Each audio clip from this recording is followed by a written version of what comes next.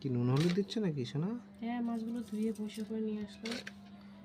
আর নুন হলুদ দেওয়া পালা। লবণ হলুদ মাখিয়ে তারপরে শুরু হয়ে যাবে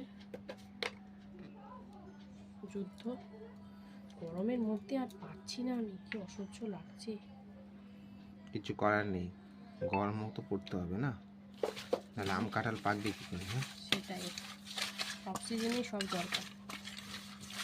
তো প্রথমে আর মাছ না, এটা আর রিঠা আর আর যাই হোক, আর মাছটা লবণ হলুদ সব মাখিয়ে নিলাম।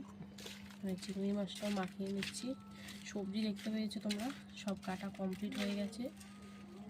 তো চলো এবারে, ভাত তো হয়েই গেছে, সব কাটাকুটি কমপ্লিট, ভাত হয়ে গেছে, দুটো দিদিকে বসিয়ে দেবো, ব্যাস ঘপা ঘপ রান্না হয়ে যাবে।